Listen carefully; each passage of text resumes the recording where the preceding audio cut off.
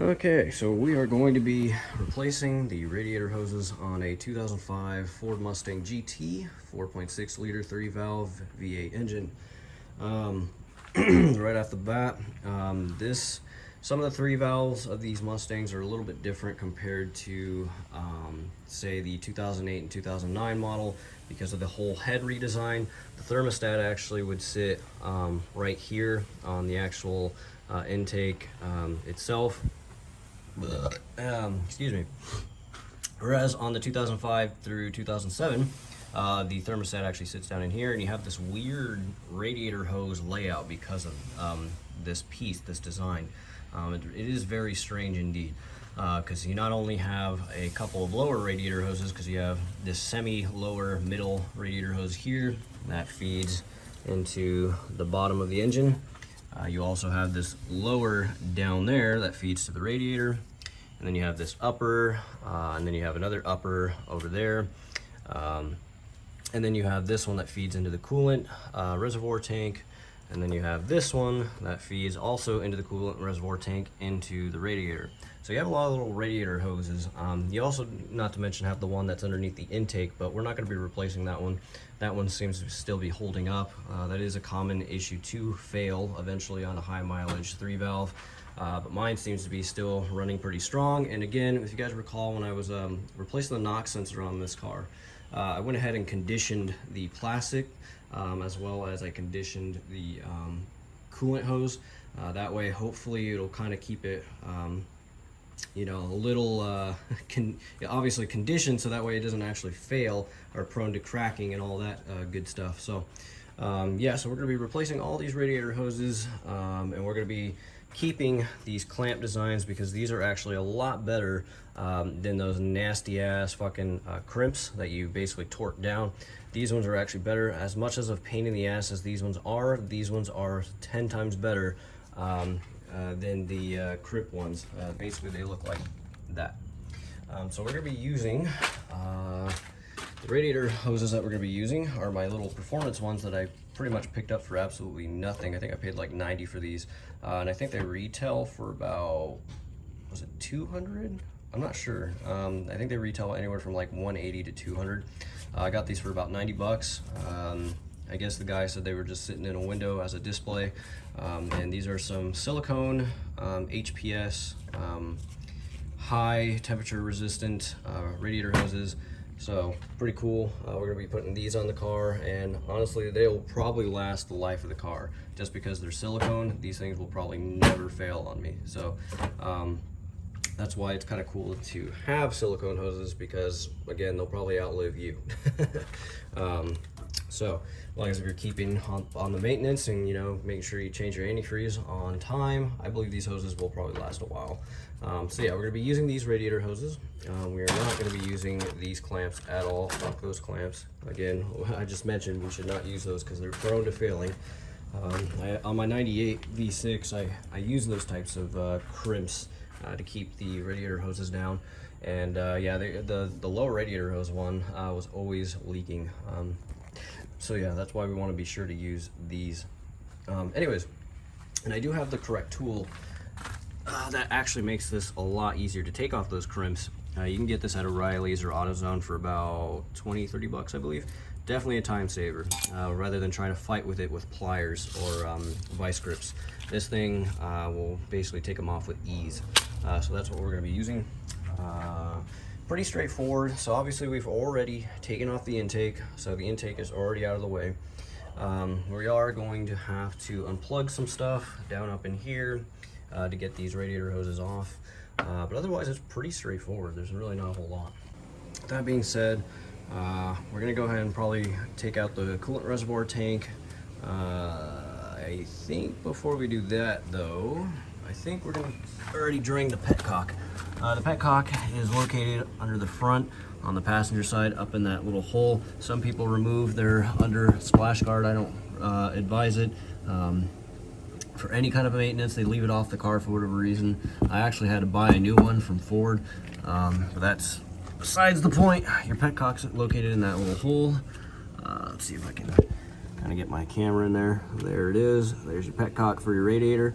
You're basically going to take a 3/4 deep socket, or 3/4. I don't think you need a deep socket for it, but just a 3/4 in general. Get that petcock broken loose, and then take your hand and start twisting it, and then all the fluid will drain out, or at least the majority of it. You still might have some left over in the upper radiator hoses, but we'll deal with it when we get there. So we're gonna go ahead and drain it and collect it and dispose of it. Make sure you dispose of it at a waste facility close to you. Most auto places do not take used antifreeze, as gay as that is. So yeah, anyways, let's go ahead and drain this. All right, so as this is draining, this is what the condition of my coolant looks like. I've actually flushed this pretty recently.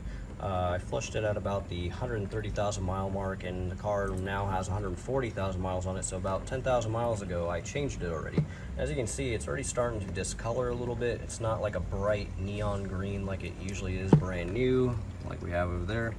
I think the reason for that is, or at least I want to think the reason for that is because the previous owner before me, did not change his coolant on time at the 100,000 mile mark, and left it going for an extra 30,000 miles, and so you still have a lot of corrosion that's starting to build up inside of the engine, and thus, even though you've already flushed it, well, all those decontaminants are still kind of inside the engine and inside the block, where it's a little harder to get to, and so it starts gumming up the new antifreeze almost over time.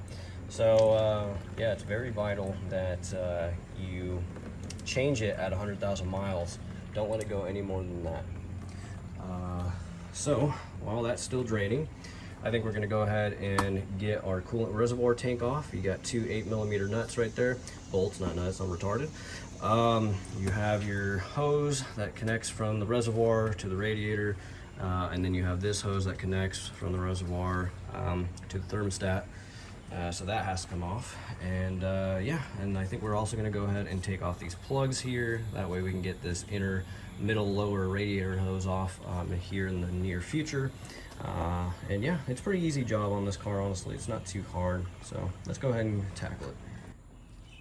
All right, it's starting to get dark, so I'm starting to use my light now. All right, so this one is the one that actually sits, this radiator hose anyway, actually sits up in like this. It does come with this kind of braided, I don't know what the hell you would call this, but it has a braid that goes over it to keep it protected from the hot radiator. So I'm thinking I'm going to swap this over to the silicone radiator hoses, even though they're silicone and they're pretty resistant to heat. I don't really want to take the chances, so and it just kind of looks better to have that meshing on it anyways. So we don't need this one anymore though. Your services are no longer needed, sir. All right, here's a little tip for you guys. If you ever struggle, especially on silicone hoses, trying to get these little crimps back on there, take some type of lube, maybe some kind of grease that will not attack rubber, or silicone lubricant, and just spray it on the end here, and it goes on a lot easier. All right, I believe it is done draining. It's just dripping at this point. So we're gonna go ahead and start taking off the radiator hoses. Again, pretty self-explanatory. We're gonna take our tool and take this off. Fuck, I'm probably gonna have to take the cover off to get to that guy.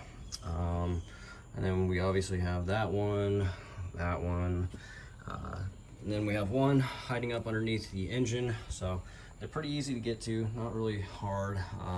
We're gonna take them off and replace them all with our hoses, and I will get back to you guys once we've done that. So give me a second.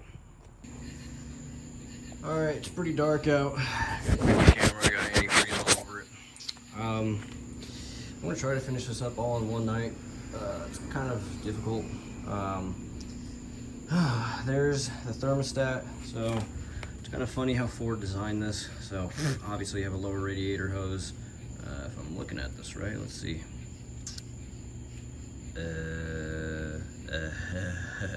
Yeah, I don't know.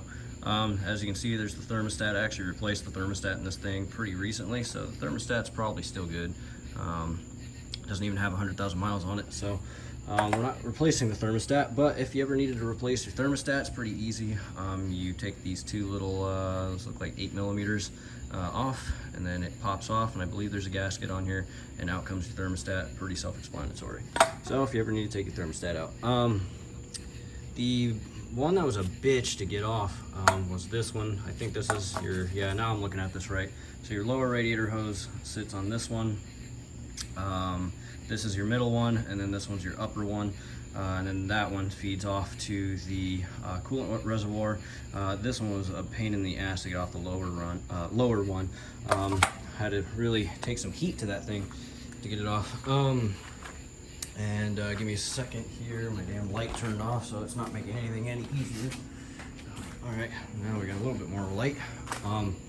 So as you can see, here's the this is the last hose that needs to come out. This one goes to the radiator. This one's also your lower. The middle one goes up to that.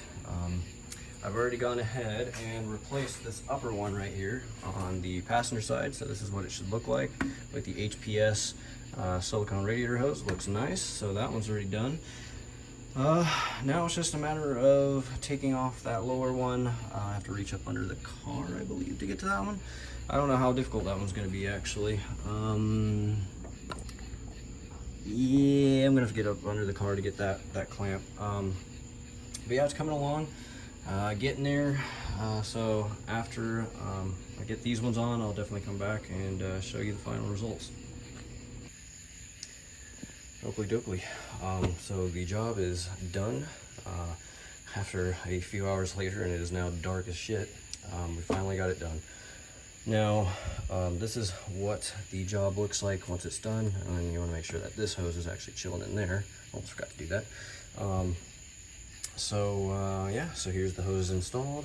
We did break one clamp, original stock clamp, and unfortunately I had to use a crappy little not C clamp, the little twisty type clamps that came with the hoses. Is what it is, but at least you can't see it, so not that much of an eyesore. Otherwise, all the other ones are intact. This is what it should look like when you're done. I went ahead and put the heat protection on this hose, even though it's silicone. Why not? This clamp back up in here is probably the most difficult to get in there. You have to go up under the car and get some vice grips under there. I actually realized that tool, that green little tool, is actually pretty useless, and I ended up using vice grips for the majority of the time on these bigger clamps. So to do this job, honestly, you'll just need vice grips. You won't really need the specialty tool. But yeah, that one's the most difficult. I had a hard time getting that one, but it's in there, so that one's good to go. So now what's left to do, and I'm not going to do a video on this, but I'll explain it.